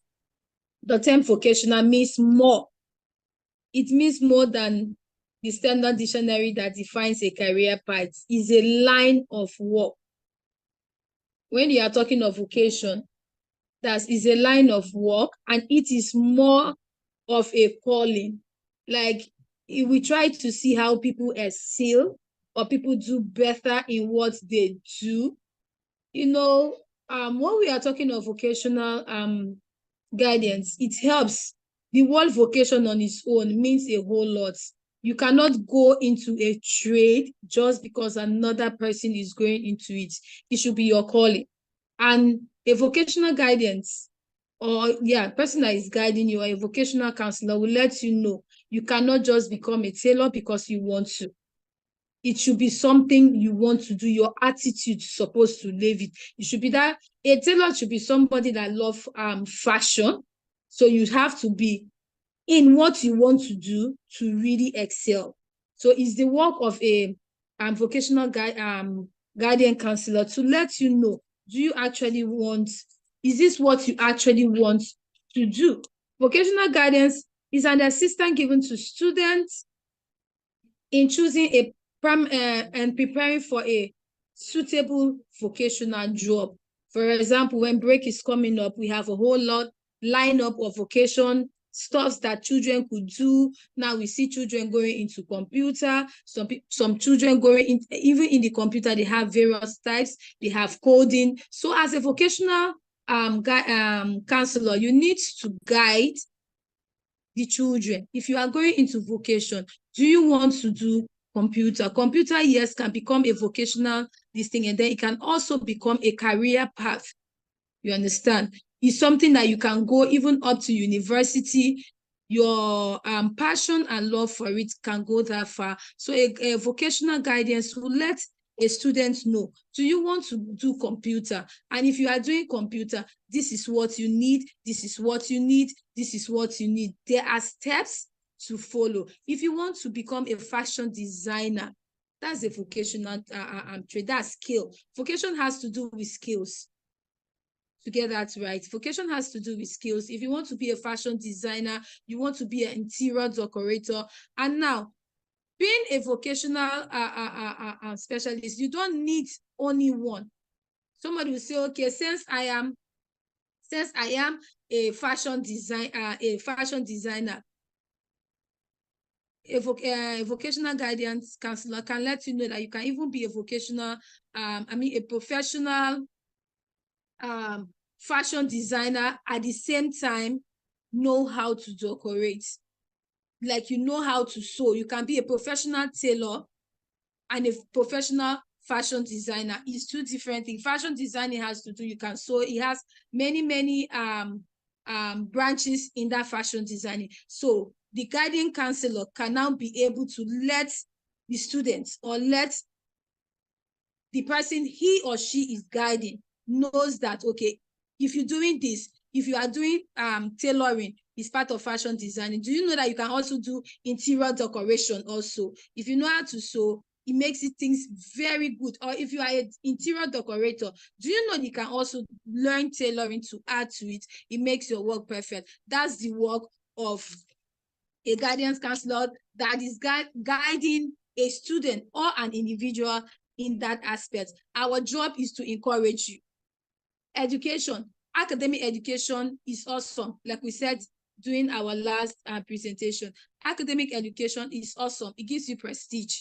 But what is important? Academic education is also important, but you see vocation and you see skills. Trust me, that's where that's the deal breaker. Like we said during our last episode, if you have a work, if you have a handwork, you have something to do with your hand, you are a daily income earner. You are a daily income earner.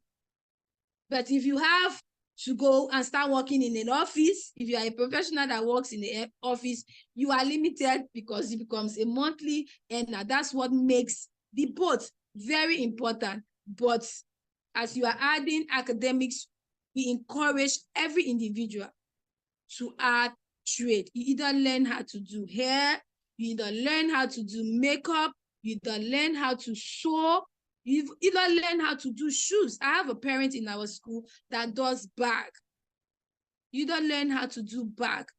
On a daily basis, you have somebody that will call you. Can you do me a slippers? A palm slippers? Can you do me a bag? You understand? Can you sew this for me? So it's always good, in as much as we are advising our children, guiding them on education, we also, every home, every parent, even my sisters and brother at the studio there, I also advise you, learn a trade. There is a whole lot in it, in learning a trade. You know, so, okay, I have a 7 a.m. to 4 p.m. job. I don't need a trade. Now, with the economic state of the country right now, an addition of vocation to what you learn at the university will sustain you more in this life we are living now. Now you see even people now, home assistants. People now are doing that. People go for training to do home assistance, help you clean your house, help you. Everything now is going on a professional level. So we will always talk to our people while we decide to choose this very short topic because of the our schedule today. So vocational training we can never even talk about it because the importance of it. Now people don't even look at it. You see a parent, you must go to school, you must get a degree. It's good, but we also want to encourage our parents, to encourage our children to learn vocational skills. It helps you. You can be a medical doctor and you can be a tailor. You can be a learner and you can be a baker that bakes cake. You can be an accountant. You can be a makeup artist. It's possible. And trust me, you can use the skills you learn to survive while you are working your 7 to 4 p.m. job. So we just want to use this short medium to advise our parents, our audience out there. Don't underestimate the power of vocation training. It helps a lot. May God bless us all. We'll stop here for now. Amen. Amen. Thank you. Thank you so much. Eminence, Sister Tari Puje, that was really, really insightful. Honestly, it was really insightful. Personally, I've learned so much mostly at the part of always adding something to your arsenal, whatever you have. Even if you have a good paying job, make sure you at least add something that you can earn daily. And which personally also I feel that everyone should strive towards having something that brings in money daily. If you can have something that brings in money daily, I think we even solve a greater part of the problem for our country, our family. No urgent 2K. And true, your urgent 2K will be coming from your daily income instead of. So thank you so much, Ma, for that deep insight into guidance. So. Thank you. All right. I would assume that my colleagues have questions for you. Do you? No. I'm so okay with it. It's Thank you so very much, self-explanatory. Thank you so much, Mara. We look forward to having more. Can I go back to more insights? Can I go back to my work? Yes, please. Thank you. Yeah, you can. Thank you so much. Thank That you was for talking to wonderful. us. Okay, we will be taking a short break here where we will be having a segment with Sister A.B. Rex on today in history. Don't go anywhere, stay tuned. We will be right back. We are celebrating you. We are celebrating your incomparable love, unending kindness, divine favor, overflowing and overwhelming blessings. Papa, the children in Edo State and in the diasporas have suffered for too long. We have cried for too long,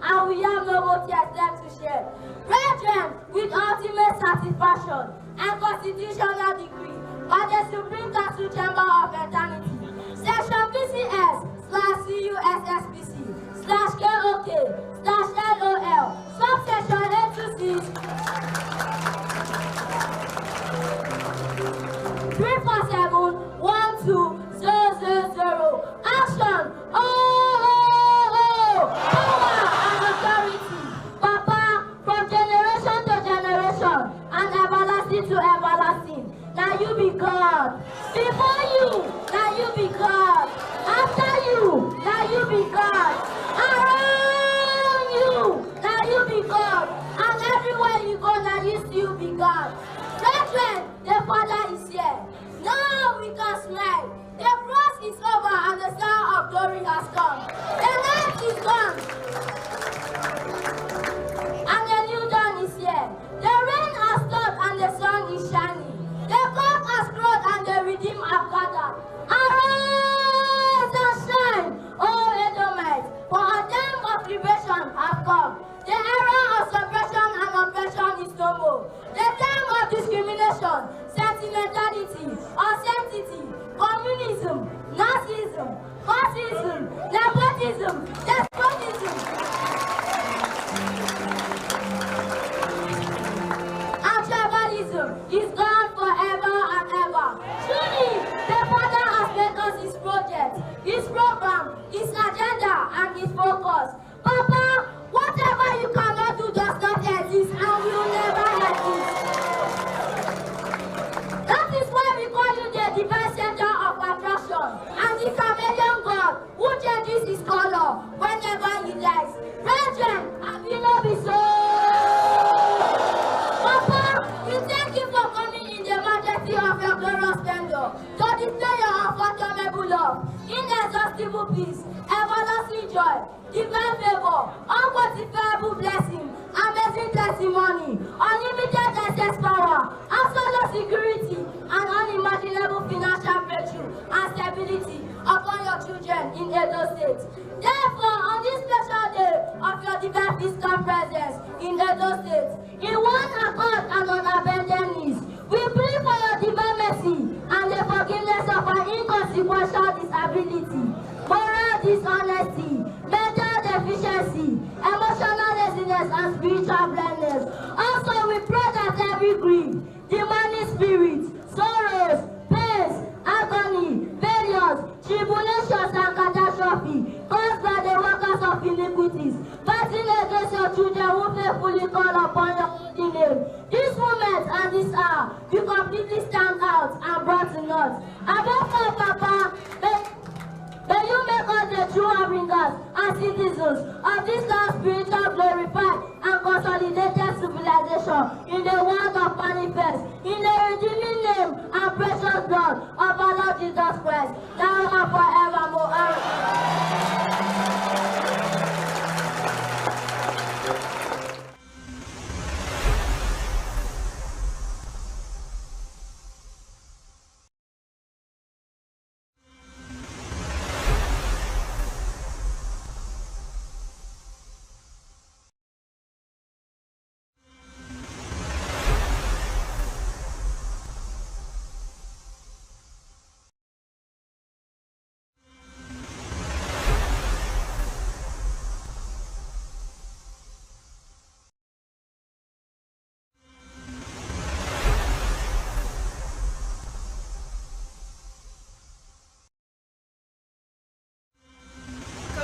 You're still watching the Morning Star Breakfast Show on Star Plus Television, and I have here in the studio with us Sister A.B. Rex, who will be taking us on today in history. Good morning to you, ma'am. What's the secret? I don't know why all the women are looking beautiful this morning. Okay, I don't know, maybe simple and elegant. Yeah, that's how it ought to be. God always he has his ways of doing things that is appealing to the eyes of people. Yeah, despite all the hurdles and challenges, it's always there to give you that spark of beauty anytime you come out. Yeah, good morning to you, Sister Ruth. You're looking pretty. Thank you. I was thinking you would tell me, oh, I went to celebrate the Eid al-Maulud with our Muslim brothers. I don't know. All right, you're welcome.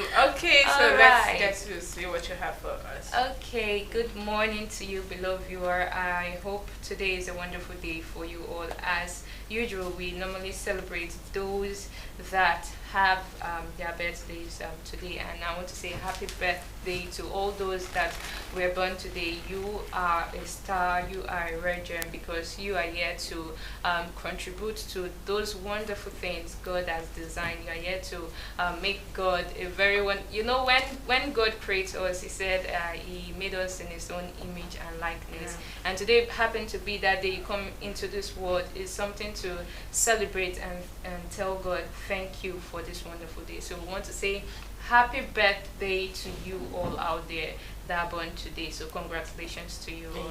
All right, on your birthday. Okay. Yeah, okay, that was a very wonderful one. Yeah, this period happens to be the celebration of the Eidul Maulid. Now, this celebration is more like the birth of Prophet Muhammad, which is known as the last prophet in the Islam religion. Yeah, yesterday happened to be public holiday issued by the federal government to celebrate this wonderful event. But today being 17th September, Jigawa, which is popularly known as the Islam State, has also declared today as a public holiday for everyone there to celebrate this wonderful day. And this announcement was made in a statement signed by the state head of service, and it was disseminated by the public relation officer. That was on the 14th September, announcing today as a public holiday. And now I want to delve a little on who Eidul Maulid is. Now, this Eidul Maulid is an occasion that is celebrated by the Muslim to reflect on the teachings of the Prophet, with sermons and prayers held in the mosques. In Nigeria, this event is usually marked as a public holiday, particularly in the northern states where Islam is dominated. And the government often uses this opportunity to promote unity, peace, and religious tolerance among the people. Now, there's one particular thing about this Islamic people, which the days, celebrating this particular event does not fall in a particular day in the Georgian calendar. That's to say, the Islamic people has their own calendar, which has 12 months. Okay. Exactly, with like 20 days in a month.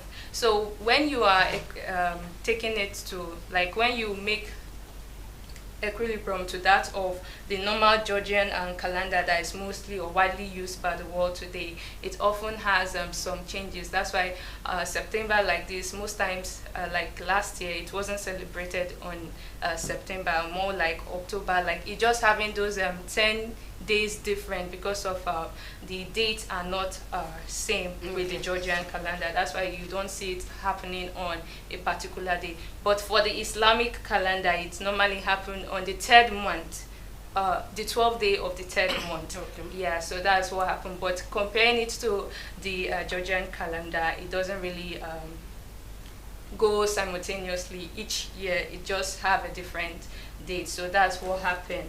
That's why today we are having federal government declaring any day they feel like any day within this period as a public holiday, like in one of the country, Arabian country, yes, 15th of September was the day they celebrated this particular event. Islam is not just in Nigeria, yeah, it's all over. So I think it's a wonderful event. And there was a wonderful thing about this event, because I happened to chat up one of my friends, he's a Muslim though, and I was like, happy Eidul Maulid, and he was like, yeah, he said, yeah, the federal government just declares as public holiday, but for them, they celebrate this particular event every day, because it's a very wonderful thing to have a great man every day in a month, or every day no, like it's just every day of their life. Their prayers and their doctrines, what they do is just to celebrate the Muhammad, like Alhaji Muhammad, that is born on today, which they are celebrating as a public holiday, you get. So that is what normally happens. They do celebrate it every day, but government just deem it fit to just announce a day as a public holiday to reverence this particular figure. Can I come in there? Because Okay, just like you said, the federal government could actually pick any day to... No, it has to go in. Like, if you could go, that's why I talked about the Georgian calendar. Okay, because which we yes, use, I'm coming there. exactly, and that of the Islamic calendar, which the third month of the Islamic calendar fall within this month from let me say from 14th. September to October. But next year it might change because the days are kind of, they are not having 30 days or 31 days in the month, so they are slightly 10 days after. If it gets to next year, which is 2025, it won't fall on this same date again. It might be something like October or November thereabout, meaning their third month might fall in maybe October or November thereabout because of the changes in or because the months they have does not carry same days as the Georgian calendar. That's what I have to say Thank you. about Let's that. proceed. Yes, exactly. All right, moving forward, we have here Nigerian Institution of Water Engineers. That's NIWE, International Water Conference Day 2024. So today happens to be a day where this wonderful corporation, NWE, is holding a conference today at Lagos, Ikeja, yeah, precisely.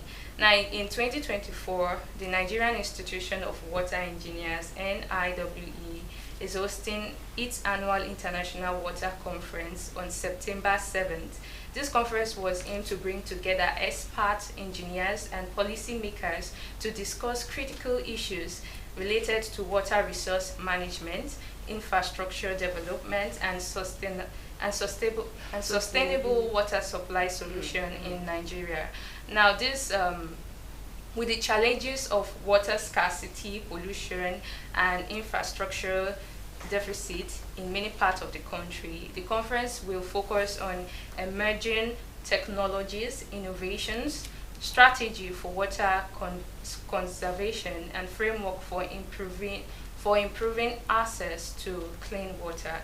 The conference provides a platform for collaboration between national and local stakeholders, offering a networking opportunities and discussion on policy reform. So far, this today happens to be the seventh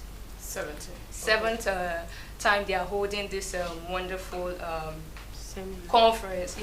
Conference, exactly. And so far, they've improved a lot, which I'm going to state some of their improvements, which achievements so far. And they have here, they've also improved water policy and regulations. That is one of their achievements.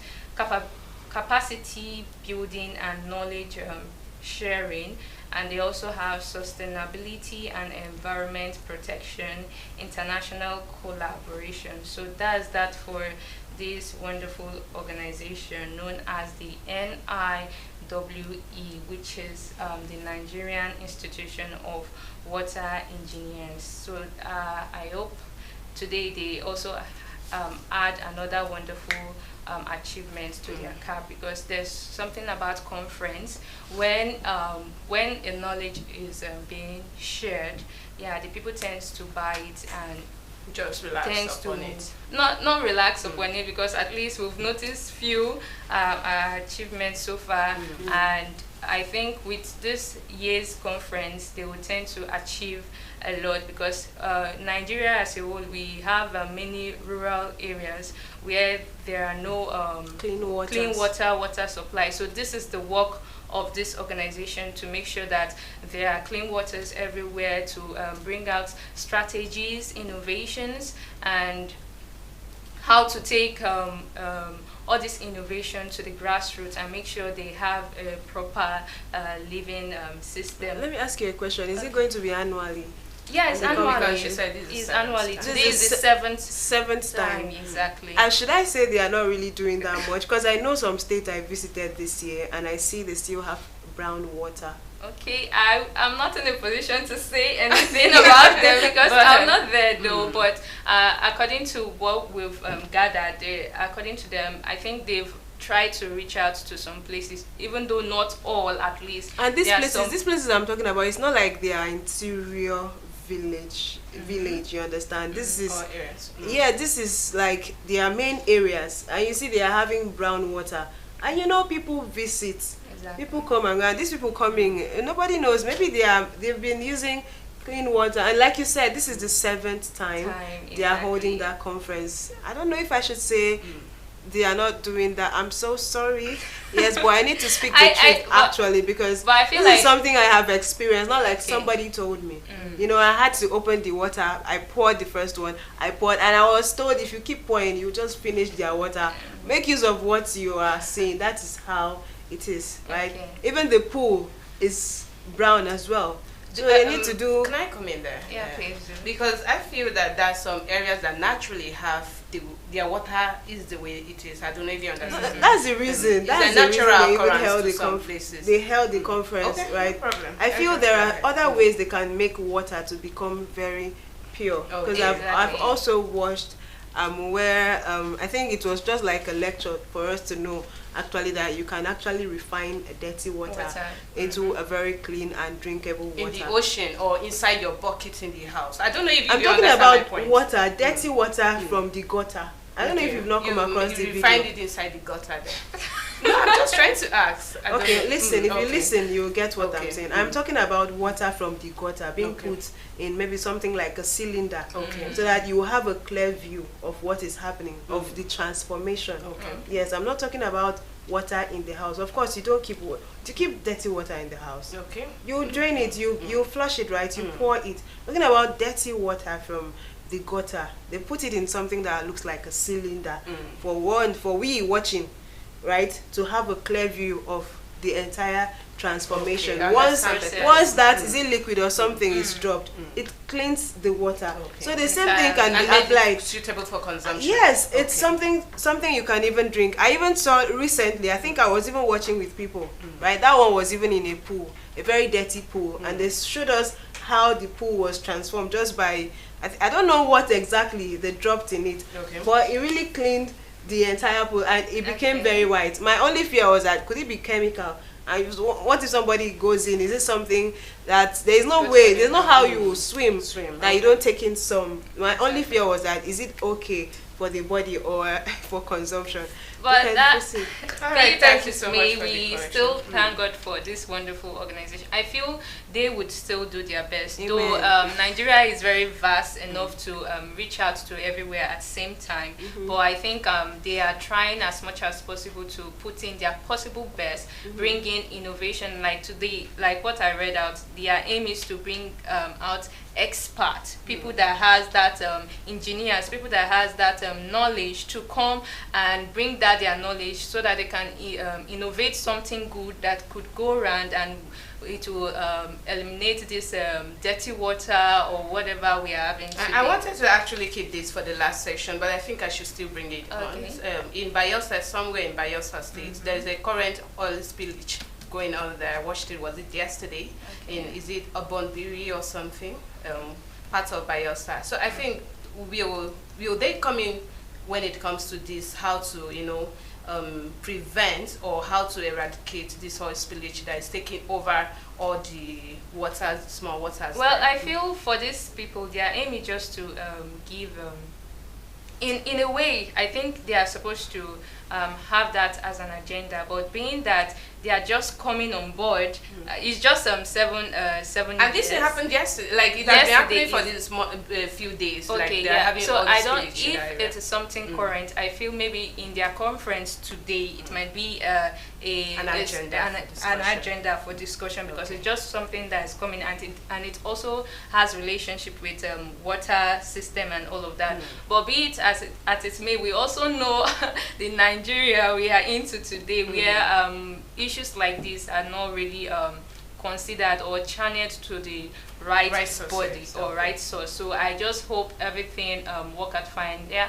We should also try and follow up if there are if the wonderful ideas or if they can bring in all this pinpoint all these challenges they've seen around Nigeria today, because they are going to talk about it today. I think it's starting they've already started 9 a.m. this morning. You're becoming international. So, yeah.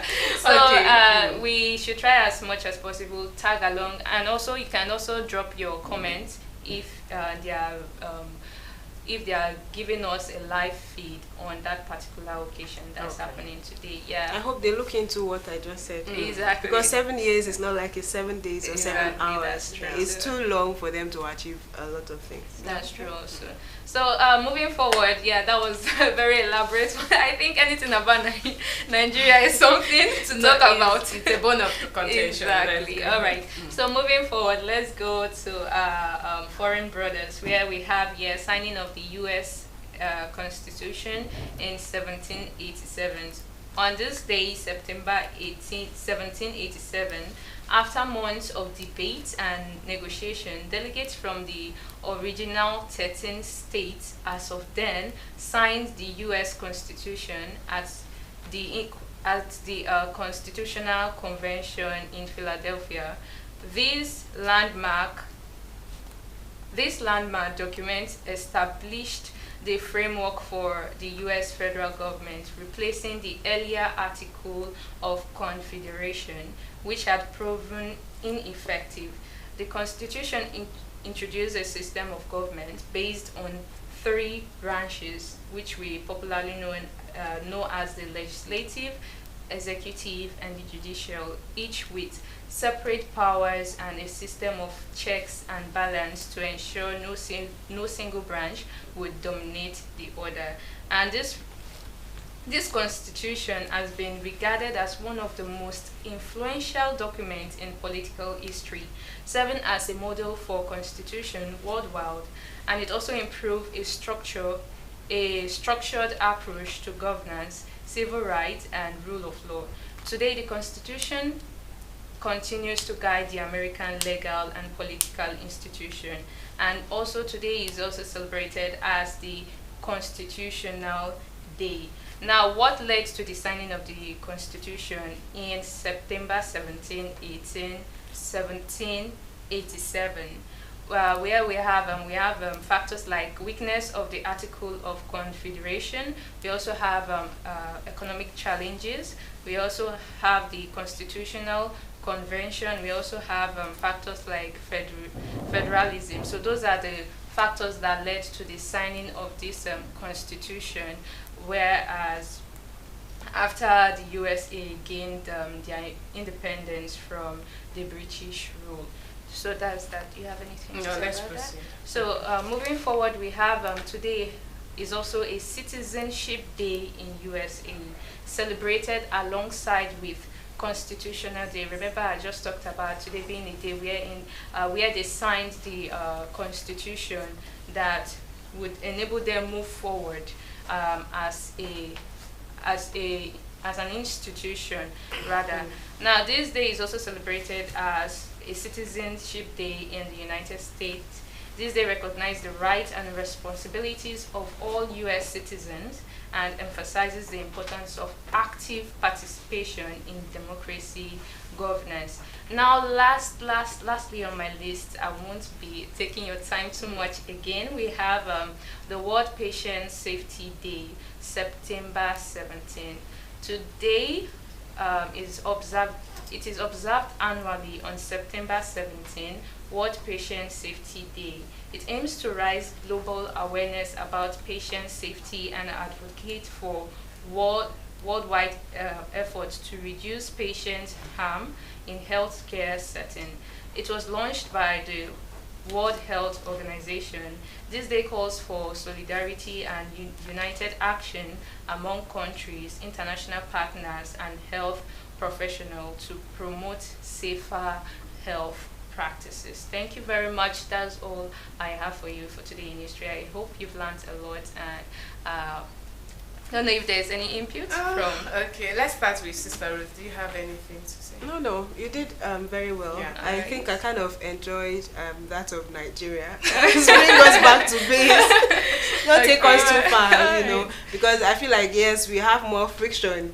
We can really talk about our own. Exactly. Since we are here, we can actually really talk about our own. You're doing well. Thank you. Thank you very much. Thank you so much. I feel this is where we say, oh, AB, you are now the new American God our correspondent. Okay, it was a beautiful one from Sister AB Rex. The one I will really take from this is the World Patient Safety Day. Let's try to put a smile on someone out of there. Let's try to treat other people right, because you don't know what they are going through. Being patient is not all about someone sleeping on a hospital bed, but someone you see, you don't know what the person is going through that is even worse than sleeping on a bed. So at this point, Sister Ibe, thank you so much. It was wonderful. I believe that you'll be doing more of this. Yeah, we hope so. Okay, so Sister Ruth, do you have anything we are closing? Like farewell notes, right? Yeah. Whatever it is you are doing that is good, keep doing it. People are looking up to you. You are inspiring a lot of people.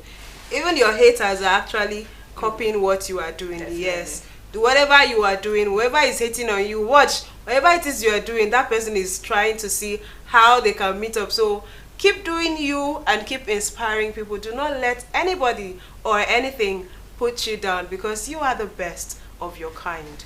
Okay, I feel that even takes care of everything here. I won't be saying anything. So right here I'll be telling you, do have a beautiful day. Tomorrow is Wednesday, Mixed Tunes Wednesday. So ensure you write down all your music, and once the program starts, do well to request. So from here I'll be telling you to enjoy the rest of the program while we come next week again, you and I. So before now I'll be going to be I don't know what you'll be doing.